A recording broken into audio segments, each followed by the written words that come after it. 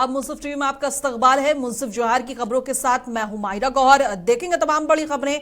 आगाज करेंगे हेडलाइंस के साथ। में ताउन किया है डॉक्टर ऑर्थो ऑयल के साथ साथ डॉक्टर ऑर्थो कैप्सूल्स साथ लेना ना भूलें। झारखंड नगर निकाय चुनाव के लिए 48 निकायों में मतदान शुरू और 43 लाख मतदाता तय करेंगे 6124 उम्मीदवारों की किस्मत। राज्यपाल संतोष गंगवार ने रांची में निकाय चुनाव के लिए किया मतदान, सभी मतदाताओं से वोट डालने की अपील।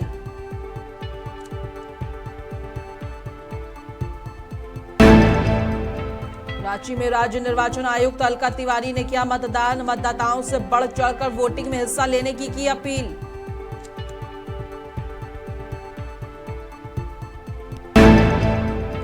रांची में पहले वोटर जितेंद्र चौधरी ने लोकतंत्र को मजबूत बनाने के लिए लोगों से की अपील, बोले पहले मतदान फिर जलपान।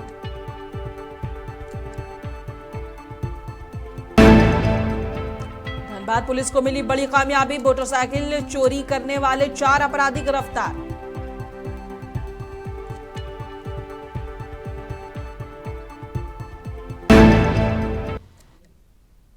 और आगाज करेंगे झारखंड की बड़ी और अहम खबरों के साथ। बता दें कि झारखंड के लोकतांत्रिक उत्सव का आज एक महत्वपूर्ण दिन है। राज्य के 48 शहरी स्थानीय निकायों में शांतिपूर्ण तरीके से मतदान की प्रक्रिया शुरू हो गई है। सुबह 7 बजे से ही अलग अलग मतदान केंद्रों पर मतदाताओं की लंबी कतारें देखी जा रही है, जो अपने शहर के सरकार चुनने के लिए उत्साहित है। और सुरक्षा के कड़े इंतजामों के बीच शुरू हुई ये वोटिंग शाम 5 बजे तक चलेगी, जिसके बाद सभी प्रत्याशियों की किस्मत मतपेटी में कैद हो जाएगी। बता दें एसआईसी के सचिव राधे श्याम प्रसाद ने आगे बताया कि 48 शहरी स्थानीय निकायों में महापौरों और अध्यक्षकों के पदों के लिए और 9 नगर निगमों और 20 नगर परिषदों और 19 नगर पंचायतों के लिए 1042 वार्ड में पार्षदों के पदों के लिए चुनाव हो रहे हैं। और बता दें कि महापौर और अध्यक्ष के पदों के लिए 235 महिलाओं सहित कुल 562 उम्मीदवार मैदान में हैं, जबकि वार्ड पार्षद के पदों के लिए 2727 महिलाओं सहित 5562 उम्मीदवार चुनाव लड़ रहे हैं।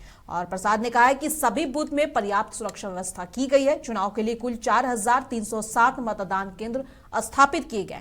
इनमें से 896 के आसपास अति संवेदनशील और 2445 को संवेदनशील के रूप में चिन्हित किया गया है।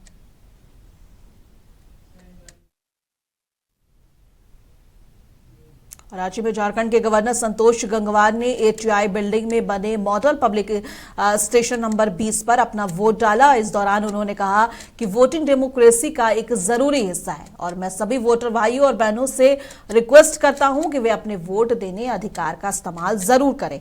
और किसे वोट देना है ये पूरी तरह से उनकी मर्जी है, लेकिन खासकर लोकल बॉडी इलेक्शन में ये ध्यान से सोचना जरूरी है कि हम किसे चुनते हैं। ऐसा इंसान जिसे हमारे इलाके और हमारे राज्य की फिक्र हो और जो हमारे शहर को साफ रखने के लिए काम करे। ये हम सभी की एक कॉमन प्रायोरिटी होनी चाहिए। मैं आपके जरिए सभी वोटर से अपील करना चाहता हूं कि अगर उन्होंने अभी तक वोट नहीं दिया है तो वे आज अपना वोट जरूर डालें और डेमोक्रेटिक प्रोसेस में एक्टिवली हिस्सा लें। एक तो लोकतंत्र में मतदान आवश्यक हिस्सा होता है और सभी मतदाता भाई बहनों से हमारा आग्रह है कि मतदान का प्रयोग अवश्य करें। वोट जिसे दे ये उनकी स्वेच्छा है, पर ये सोचकर और ये स्थानीय निकायों के चुनाव की ज्यादा जिम्मेदारी होती है कि हम किसको चुने जो हमारे क्षेत्र की, हमारे प्रदेश की चिंता करे और हमारे नगर को स्वच्छ रखने की दिशा में काम करे। ये हम सबकी रुचि होनी चाहिए। इसलिए मतदान का प्रयोग आपके माध्यम से सभी मतदाताओं से कहना चाहेंगे, अगर उन्होंने अभी तक वोट नहीं डाला है तो आज के दिन वोट डालने का अवश्य अपना प्रयोग करें और मतदान अनिश्चित रूप से करें। राज्य निर्वाचन आयुक्त अलका तिवारी ने आज रांची के धुर्वा स्थित संत थॉमस स्कूल में बनाए गए मतदान केंद्र में मतदान दिया और मतदान करने के बाद निर्वाचन आयुक्त ने राज्यवासियों से घर से निकलकर मतदान करने की अपील भी की। कि आप लोग अपने मताधिकार का प्रयोग करें, अपने घर से बाहर निकलें और वोट करें। और सब प्रदेश भर में कैसी रिपोर्ट आ रही अभी बहुत सही रिपोर्ट आ रही है, सब जगह शुरू हो गया है और शांतिपूर्ण मतदान चल रहा है। है? मैम, आरोप ये लग रहा है कि बैलेट से वोट रद्द हो सकते हैं, तो आजकल डिजिटल का जमाना है, इससे नहीं, ऐसा कुछ नहीं होगा। जो अभी हम लोगों की आवश्यकता थी उस हिसाब से बैलेट पेपर से करवा रहे हैं और इसमें कहीं कोई दिक्कत नहीं आएगी। प्रॉपर ट्रेनिंग की गई है और इसके पहले जो पंचायत चुनाव हुए हैं वो भी बैलेट पेपर से हुए हैं। मैम ये वो देर का जो मामला है, 1.5 मिनट लग जाता है एक आदमी, थोड़ा सा उसको फास्ट कराना। वो फास्ट होगा क्योंकि आप लोगों ने जो कुछ निकाला था न्यूज़पेपर में कि 1 मिनट 1.5 मिनट, एक्चुअली वो कंटिन्यूअस प्रोसेस होता है। तो जब एक आदमी वोट करके निकलता है तब तक दूसरा व्यक्ति पहुंच जाता है, तो वो इतना समय नहीं लगता है और इसमें कोई दिक्कत नहीं आएगी। जितने भी लोग वोट देने आएंगे उन सभी को वोट देने का मौका मिलेगा। एक ही वार्ड के अलग अलग जगह पर चला गया, एक जगह देना है, ये हम लोग के सामने आई है, ये मतलब ये जानकारी मिली है और हम लोगों ने डायरेक्शन दिया था जहाँ पे भी इस तरह की शिकायत आई थी कि इसको रेक्टिफाई किया जाए। कुछ रेक्टिफिकेशन हुआ भी है, लेकिन जो है उस पर हम लोग दोषी पदाधिकारी जो भी हैं उन पे कार्रवाई करेंगे। मैम एक चीज़ और भी चल के आ रहा है कि मेयर और वार्ड के लिए अलग अलग मतपेटी रखनी चाहिए, ठीक है? ऐसा क्यों? ये देखिए, चूंकि अलग अलग रंग का है तो इससे कोई दिक्कत उसमें है नहीं। जब इसकी काउंटिंग होगी तो वो सेग्रीगेट हो जाएगा। गुलाबी है और सफ़ेद है तो कोई दिक्कत नहीं है। रांची के पोलिंग बूथ पर पहले वोटर जितेंद्र चौधरी कहते हैं कि मैं सुबह सबसे पहले यहां आया क्योंकि वोट देना हमारा अधिकार है और पहले मतदान फिर जलपान, ताकि हमारा समाज सुधरे और हमारा देश तरक्की की ओर आगे बढ़े और शहर में जो भी डेवलपमेंट बचा है उसे पूरा किया जाएगा। मैं लोगों से रिक्वेस्ट करता हूं कि पहले आएं और वोट दें और फिर कुछ और करें। सबसे पहले सोच के आए हैं कि वोट हमारा अधिकार है और पहले मतदान फिर जलपान, ताकि हमारा समाज अच्छा हो, हमारा नगर अच्छा हो, देश अच्छा हो, सबका अच्छा हो। जो कुछ छूटा हुआ है वो पूरा हो जाए। लोगों को कहेंगे कि घर का सारा काम छोड़ के पहले आके मतदान दीजिए, ताकि आप, आपका समाज, आपका बच्चा सुरक्षित रहे। आप अपना मतदान का अधिकार का प्रयोग कीजिए। और गिरिडीह में भी नगर निगम चुनाव के लिए मतदान जारी है और झारखंड के शहरी विकास मंत्री सुदेव कुमार सोनू ने अपनी पत्नी के साथ गिरिडीह के वार्ड नंबर 36 के बूथ नंबर 3 पर वोट डाला। इसके बाद मंत्री ने मीडिया से खिताब करते हुए कहा कि मैं गिरिडीह शहर के सभी मतदाताओं और वार्ड के मतदाताओं और राज्य के सभी 48 यूएलबी के मतदाताओं से अपील करता हूं कि वे समय पर निकले और अपना मतदान करें। शहर की सरकार चुनने में हमारी मदद करें। शहर की सरकार चुनने के लिए मैंने मतदान कर दिया और आपके माध्यम से गिरिडीह शहर के तमाम मतदाताओं से, निगम क्षेत्र के मतदाताओं से, साथ में 48 यूएलबी जो पूरे राज्य में हो रहा है, सभी मतदाताओं से यह अपील है कि समय पर निकलें, मतदान करें और शहर की सरकार चुनने में हमारी मदद करें कि आने वाले समय में शहर के प्रशासन को और बेहतर बनाया जा सके, नगरीय व्यवस्थाओं को और सुदृढ़ किया जा सके। बहुत सारी शुभकामनाएं, लेकिन यह जरूर याद रखें कि मतदान करना आवश्यक है और 100% मतदान की दिशा में अब इस देश के लोकतंत्र को जाना चाहिए। और रांची के एक पोलिंग बूथ पर अपना केंद्रीय रक्षा राज्य मंत्री संजय सेठ पहुंचे और अपना वोट डाला। इस मौके पर संजय सेठ ने कहा कि पूरे राज्य में लोग सुबह से ही जबरदस्त जोश के साथ बाहर निकल रहे हैं और बता दें इस मौके पर कड़ी सुरक्षा का पुख्ता इंतजाम भी किया गया है। देखो, जो सुबह से उत्साह हम देख रहे हैं पूरे रांची और पूरे झारखंड में गजब का उत्साह है, क्योंकि अपनी तीसरी सरकार चुनने जा रही है सूबे की जनता। और जो उत्साह नजर आ रहा है, हमको लग रहा है कि पिछले बार का रिकॉर्ड टूटेगा। हजारीबाग में नगर निगम चुनाव को लेकर उत्साह देखा जा रहा है। सांसद मनीष जायसवाल ने मतदान किया। सांसद ने मतदाताओं से मतदान प्रक्रिया में भाग लेने की अपील भी की है।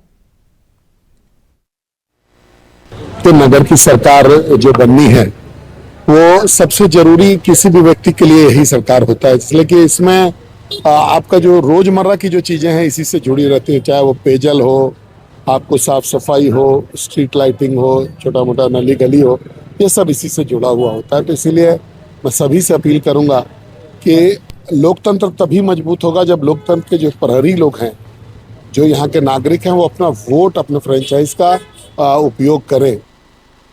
सरायकेला खरसावां जिले के 3 प्रमुख निकायों आदित्यपुर नगर निगम, कपाली नगर परिषद और सरायकेला नगर पंचायत में मतदान सुबह 7 बजे से जारी है और पद्मश्री शशधर आचार्य ने सभी मतदाताओं से अपने मताधिकार का प्रयोग करने की अपील की है। मुझे बहुत हर्ष के साथ कहना पड़ रहा है कि सरायकेला की उन्नति के लिए और सरायकेला की जो टाउन की अग्रणी दिखने के लिए हमने आज अपने मताधिकार का उपयोग किया।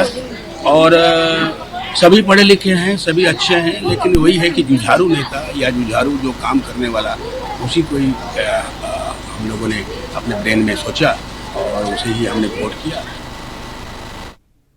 गढ़वा जिले के गढ़वा नगर परिषद, श्री बंशीधर नगर और मांझी और नगर पंचायत में सुबह 7 बजे से मतदान जारी है और अधिकांश केंद्रों पर मतदाताओं की लंबी लंबी कतारें लगी है। प्रशासन शांतिपूर्ण मतदान सुनिश्चित करने में जुटा हुआ है और गतिविधि पर कड़ी नजर रखी जा रही है।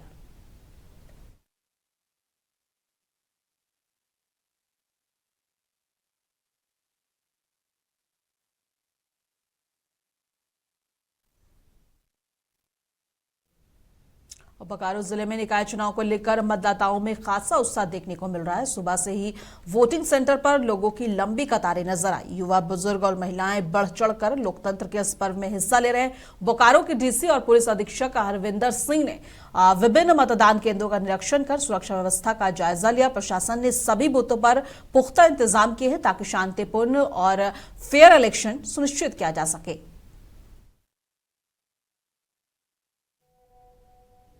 कोडरमा के डीसी ने आज अपने परिवार के साथ मतदान केंद्र पहुंचकर वोट डाला। इस दौरान उन्होंने लोकतंत्र के इस महापर्व में भागीदारी निभाई और आम मतदाताओं को भी अपने मताधिकार का उपयोग करने की अपील की है। उन्होंने कहा है कि हर एक वोट लोकतंत्र को मजबूत बनाता है और विकास की दिशा तय करता है। डीसी ने लोगों से अपील की है कि वे घरों से निकलें और बिना डरे और वोट दें ताकि जिले में अधिक से अधिक मतदान दर्ज हो सके।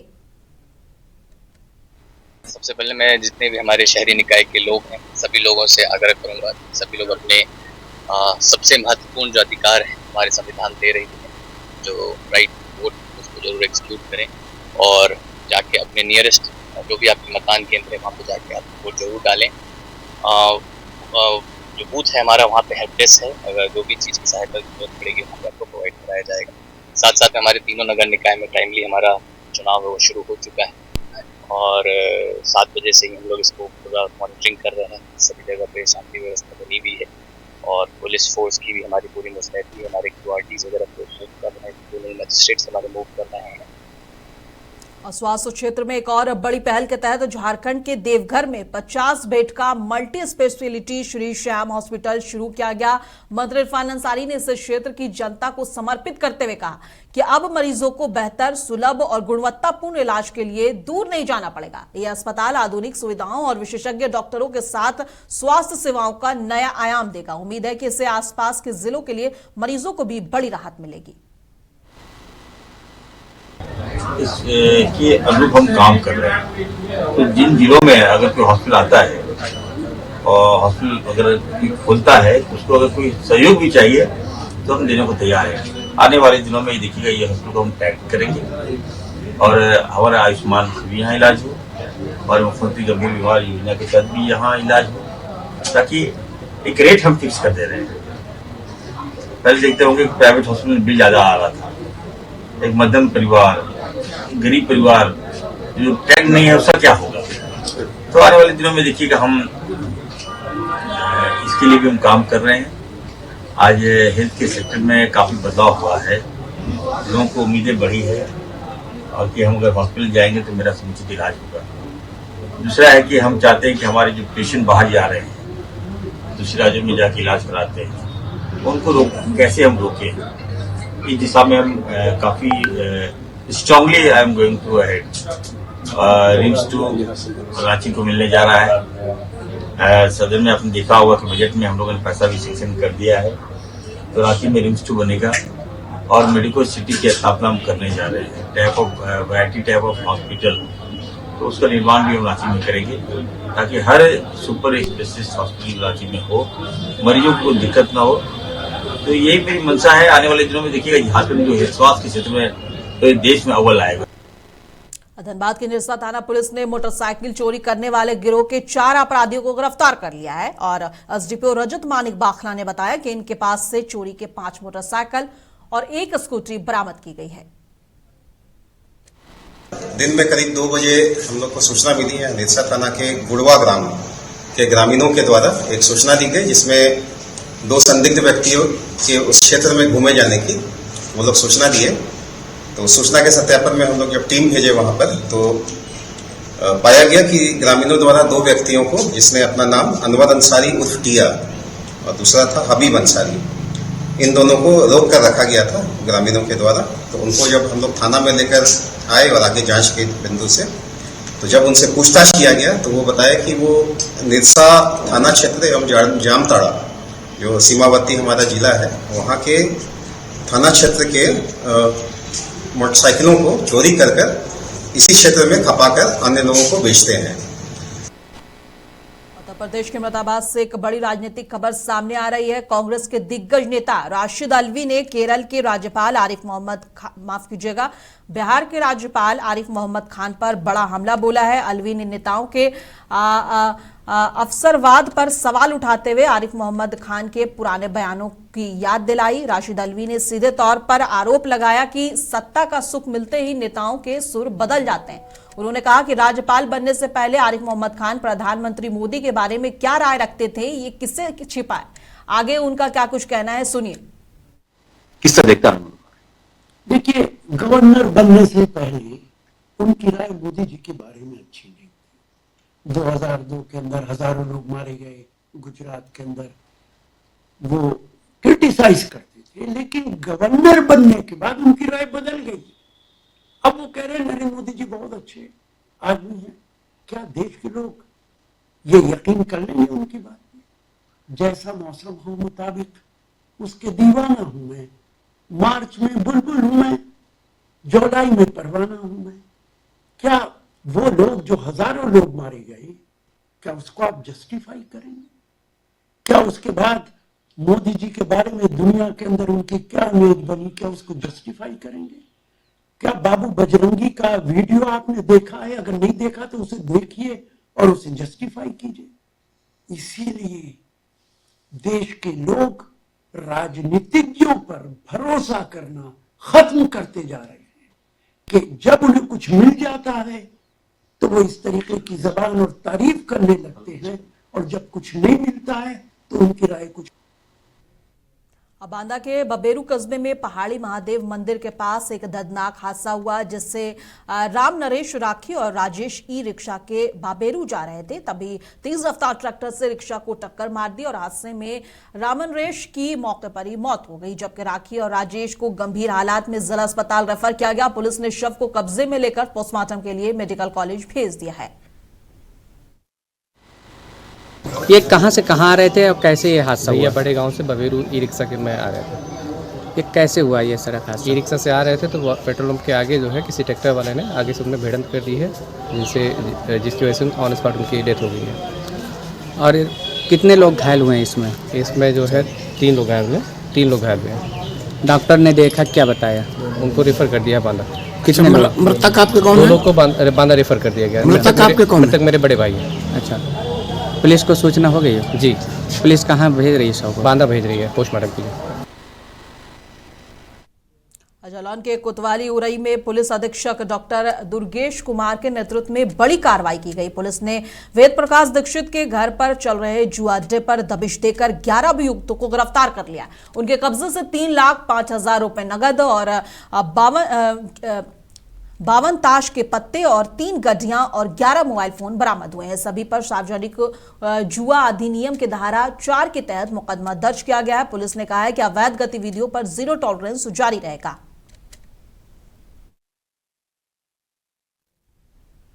जालौन के राजकीय मेडिकल कॉलेज उरई परिसर में रविवार को मेगा विधिक सहायता शिविर का भव्य आयोजन किया गया। उत्तर प्रदेश राज्य विधिक सेवा प्राधिकरण के निर्देश में 37 विभागों के स्टॉल लगाकर सरकारी योजनाओं और कानूनी जानकारी सीधे लोगों तक पहुंचाई गई और 722 लाभार्थियों को मौके पर ही पंजीकरण कर लाभ दिया गया। और छात्र छात्राओं द्वारा प्रस्तुत नुक्कड़ नाटकों ने सामाजिक मुद्दों जैसे कि घरेलू हिंसा, बाल श्रम और किसान समस्याओं पर लोगों को जागरूक किया। अधिकारियों ने न्याय और समाज कल्याण के दिशा में यह महत्वपूर्ण पहल बताया है।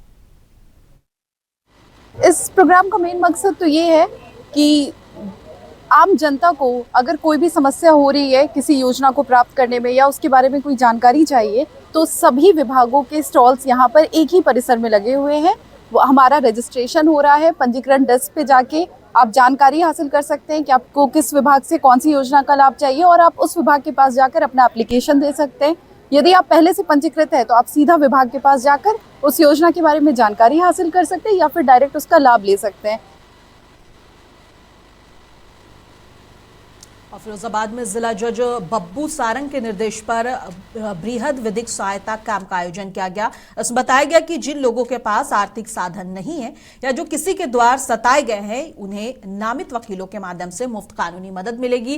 कैंप में विभिन्न विभागों के अधिकारी मौजूद रहे और लोगों को जागरूक किया गया और इसका उद्देश्य यह है कि समाज के सबसे निचले पायदान में बैठे लोग भी सरकारी योजनाओं और कानूनी संरक्षण का लाभ उठा सकें।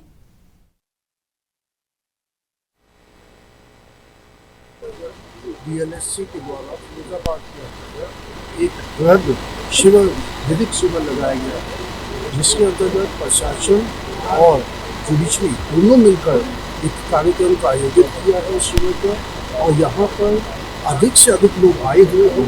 ये देखकर बहुत खुशी है कि फिरोजाबाद के लोग जो इतना इंटरेस्ट रखते हैं कि हमें लीगल सहायता कैसे मिल सकती है और कौन कौन से विभाग जो स्कीम चलाते हैं, जो उनकी पॉलिसी है, जो बेनिफिशरीज हैं, उनको भी यहाँ पर हम एक सर्टिफिकेट भी दे रहे हैं। उनको व्हील चेयर भी अभी डिस्ट्रीब्यूट किया है और मैं उम्मीद करता हूँ कि इस शिविर के द्वारा सभी ग्रामीण स्तर पर और शहरी स्तर पर ये बहुत अच्छा एक ज्ञानवर्धक रहेगा। जौनपुर में न्याय समागम 2026 के अंतर्गत उत्तर प्रदेश राज्य विधिक सेवा प्राधिकरण के निर्देशन में जिला विधिक सेवा प्राधिकरण द्वारा मेगा वृहद सहायता शिविर का आयोजन पुलिस लाइन परिसर में किया गया। कार्यक्रम का शुभारंभ जनपद न्यायाधीश सुशील कुमार शशि और सिविल जज सचिव सुशील कुमार सिंह ने के देखरेख में हुआ।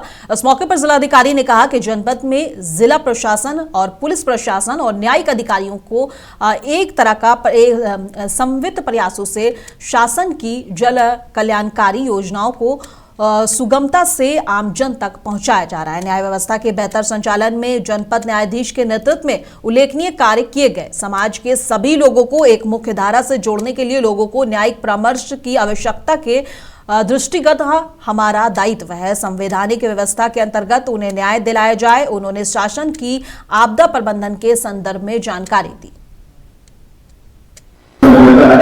तो हम लोग जिला प्रशासन से समन्वय स्थापित करके उसको दिलाने की कोशिश करते हैं कि हमारे विधिक सेवा प्राधिकरण के नियम और नियम में है। हमारे सभी महोदय लगातार जिला प्रशासन के अधिकारियों के साथ, पुलिस प्रशासन के अधिकारियों के साथ सही समन्वय में रहते हैं और उनसे कॉन्टैक्ट हमेशा संपर्क में रहते हैं ताकि समाज का हर एक व्यक्ति को न्याय मिल सके, न्याय सुलभ हो सके, सरकारी योजनाओं का उनको लाभ मिल सके और संविधान का जो परिकल्पना है, जो संविधान का उद्देश्य है, उसकी पूर्ति हो सके। जो शारीरिक रूप से सक्षम नहीं है, आर्थिक रूप से सक्षम नहीं है, तो उसको न्याय दिलाने में हम लोग सफल रहते हैं। तो जो जिस उद्देश्य से हम लोग आए हैं उसकी पूर्ति हो सकेगी। संविधान में जो परिकल्पना है वो सभी समान। बिजनौर जिले में अलग अलग सड़कों पर हुए हादसों में 24 घंटे में 5 लोगों की मौत हो गई और नजीबाबाद में कार के ई रिक्शा और मोपेड को टक्कर मारी और 3 लोगों की मौत हो गई। बता दें कि बढ़ापुर में गन्ने के लदे ट्रक ने बुलेट बाइक चालक को रौंदा, जबकि स्योहारा में खेत से पानी देकर लौट रहे व्यक्ति को अज्ञात वाहन ने कुचल दिया। पुलिस ने सभी शवों को पीएम के लिए कब्जे में लिया है और प्रशासन ने सड़क हादसों पर लगाम लगाने के लिए सख्त कदम उठाने का ऐलान किया है। आज दिनांक 22 फरवरी 2026 को थाना नजीबाबाद क्षेत्र के अंतर्गत एक अनियंत्रित कार के पलटने से उसकी चपेट में आने से 3 लोग गंभीर रूप से घायल हो गए थे, जिन्हें तत्कालीन स्थानीय पुलिस बल के माध्यम से हॉस्पिटल भिजवाया गया, जहां पर उपचार के दौरान उनकी मृत्यु हो जाती है। मृत व्यक्तियों की पहचान कर ली गई है, जिनके नाम क्रमशः राजू पुत्र कोमल, राजकुमार पुत्र कैलाश और अंशु वाइफ ऑफ जतिन के रूप में हुई है।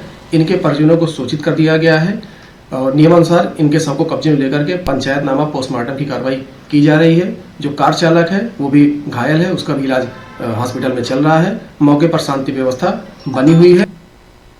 रामपुर के थाना टांडा क्षेत्र में 10वीं परीक्षा देने जा रहे बाइक सवार 4 छात्रों में से 3 की ट्रैक्टर ट्रॉली के चपेट में आने से मौत हो गई है, जबकि एक छात्र गंभीर रूप से घायल हो गया। हादसा सड़क थल के पास हुआ। ग्रामीणों ने पुलिस को सूचित किया है कि 108 एम्बुलेंस से छात्रों को जिला अस्पताल भेजा गया। पुलिस ने ट्रैक्टर चालक और वाहन को हिरासत में लिया है और मामले की जाँच कर अग्रिम विधिक कार्रवाई शुरू कर दी है। जनपद रामपुर थाना क्षेत्र टांडा के ग्राम सरथल के पास बच्चे बोर्ड की परीक्षा देने जा रहे थे। उनकी मोटरसाइकिल एक ट्रैक्टर से टकरा गई, जिसमें 3 बच्चों की दुखद मृत्यु हो गई है। एक बच्चे का जिला अस्पताल में इलाज चल रहा है। ट्रैक्टर चालक और ट्रैक्टर को पुलिस हिरासत में ले लिया गया है। अग्रिम विधिक कार्रवाई की जा रही है। मुंसिफ जौहर की खबरों में बस इतना ही। कल फिर मिलेंगे इसी वक्त। तब तक के लिए देश दुनिया की तमाम खबरों के लिए बने रहें मुंसिफ टीवी के साथ।